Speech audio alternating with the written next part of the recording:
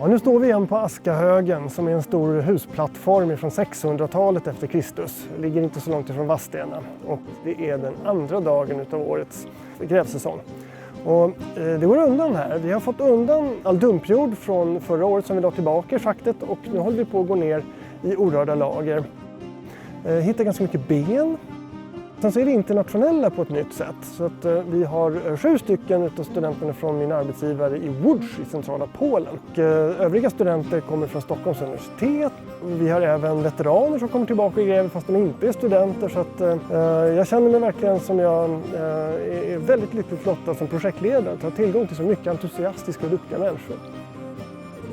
Vi var ju jätteglada förra året att vi hade 22 av de här guldbläckfigurerna och en hel del andra intressanta saker från vendeltiden och vikingatiden. Då hade vi ändå bara öppnat 7 eller 8 av stålpålen.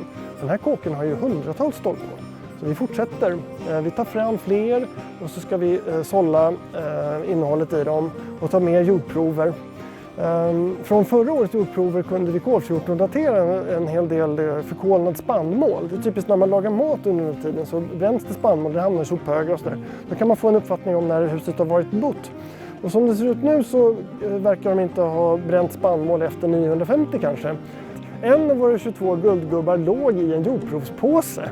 Därför att vi var ju förstås extra nyfikna på de stålpålen där det låg guldgubbar. Så att där tog vi ordentligt med jord så att Jens Heimdall, den store paleobotanikern, kunde titta igenom dem. Ja, och då hörde han av sig och sa ja, jag har hittat en hel del intressanta frön och dessutom en guldgubbe i labbet uppe i Stockholm. Så det var inte så oväntat men väldigt roligt. Bland de viktigaste resultaten förra året är förstås fynden av guldgubbar som knyter in den här familjen som bor här i ett internationellt nätverk.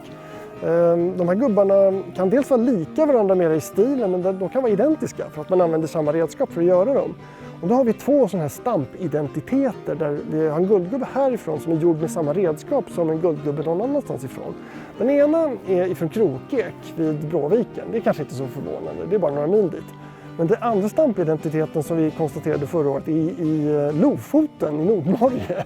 Så att de här människorna reser och de har enormt breda kontaktnät över hela Nordeuropa.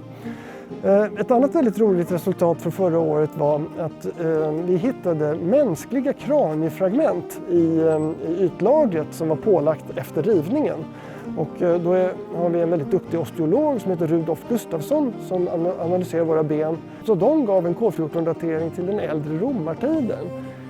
Jag tror att om jag minns rätt nu kring år 100 blankt. Så att när man har rivit kåken så har man målmedvetet gått ut och plundrat romartida gravar och strött ut deras ben över toppen på alltihopa. Man upphör aldrig att förvåna sig över vad folk gör under forntiden. Väldigt spännande resultat. Ola, vad är det vi hittat? Det är en spelpjäs från ett gammalt brädspel som heter Hafnataffel. Vi hittade 2 stycken förra året så det här är den tredje. Och för ett set behöver man 24. Den är gjord i valben, förmodligen från norska kusten någonstans. Förmodligen från en nordkapare som är en mindre valart som lever i Nordatlanten. Nordkaparen är en av de valarter som kallas för rätvaler eller right whales. De heter helt enkelt så för att det finns right whales and wrong whales. Wrong whales de sjunker när man slår ihjäl dem, right whales de flyter. Så att om man är ute i ett mindre vikingaskepp och jagar valar då är det bara farligt att slå ihjäl en val som sjunker för då följer skeppet med om man har en tamp förtöjd i sin harpun. Det gör inte den utmärkta nordkaparen. Den flyter snällt så att när man väl har fått död på kreaturet så kan man sätta sig i vårarna och boxera hem den till Lofoten. Och där kan man plocka isär valen och göra olja utav späcket och benet. Det är en råvara som man kan sälja till hantverkare runt om i hela Skandinavien. Till exempel då till östgötska kungahuset som sitter här och tränar sina taktiska förmågor genom att spela brädspel i sin mjödhall. I höstas så var vi tillbaka här och undersökte de överplöjda gravfälten på ömse sidor om byn. De är helt bortplockade och det finns inte att se idag, enstaka åkerholmar sådär. Men i åkerplöjan ligger massor av föremål från de här förstörda gravarna. Så där hade vi ett par oerhört produktiva dagar där vi tog upp en massa fynd och nästan allting som vi hittade var från 900-talet. De här gravfälten används inte speciellt länge. Men vi hade också en liten klunga med 500-tals smycken bredvid det ena gravfältet. Och det är lite oklart om det där hänger ihop med ett annat kortlivat gravfält eller om det har stått en gård där under den tiden. Det vet vi inte riktigt. Jag har inte varit där och schaktat alls. Ett väldigt roligt samarbete med Sveriges Metallsökarförening. Duktiga människor som kommer och jobbar på sin fritid. Idag är det sista dagen på vår första grävvecka utav 4. Vi har kommit långt i våra schakt och det har kommit intressanta anläggningar och intressanta saker. Så jag har bara en fyndlåda här som åker av och an med oss till grävningen. Roligast är ju guldfoliefigurerna. De ser inte mycket ut för världen nu. De är pyttesmå, de är stora som en lillfingernagel sådär.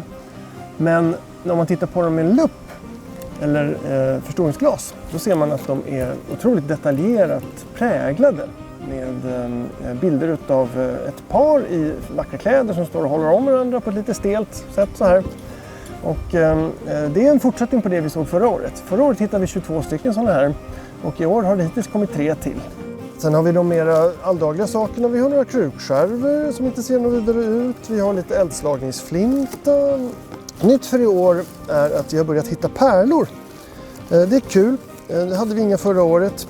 En liten dräktnål utav brons. En kam gjord av horn eller ben utav en professionell hantverkare på en plats till exempel som Birka eller så. Det finns en skildring från England. De har ju något som kallas för Danelagen under ett par hundra år. Där danskar och norrmän styr och ställer har egen lag. Engelsmännen skriver att vi är tvungna att ta till vapen och köra ut de här danskarna och norrmännen därför att de gör våra kvinnor galna. De sköter sitt hår så snyggt, de kammar och klipper, de fixar skägget och mustaschen. De lägger ner enormt mycket jobb på sin hygien så kvinnorna kan liksom inte motstå dem. Det är hemskt, det här kan inte fortgå. Det är inte riktigt den bilden man har av den aggressiva, hårige vikingen. Att han är så noga med sitt yttre.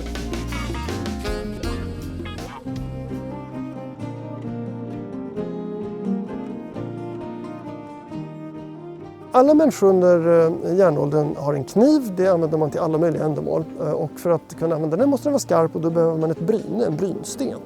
Så att vi har hittat dels ett knivbryne som är väldigt ordentligt använt och slitet. Och sen så har vi hittat en lite större bit av en slipsten som kanske mer har något med att slipa liar på eller någonting sånt. Riffen i det här knivbrynet kanske man skulle kunna knyta till ett stenbrott någonstans. Därför att varje stenbrott har sin egen kemiska och petrografiska signatur. Och har vi tur så är det ifrån ett berömt norskt stenbrott, det vet vi inte idag. Och de senaste, egentligen 2 veckorna så har vi ägnat oss mycket åt den stora Hövdingahallens eller Kungshallens vägglinjer. För det är de mest välbevarade delarna utav själva konstruktionen. Där har stått grova plank, kanske i ek, det törs vi inte riktigt gissa för vi har inga bitar utav dem. De har stått nedställda i väggdiken fulla med sten för att hindra dem från att välta. De stackars studenterna har också fått ägna väldigt mycket tid åt att tömma ondskans grop. Och ondskans grop grävdes, gissar vi, ungefär 1900 blankt när någon hade väldigt mycket slaktavfall som de ville bli av med.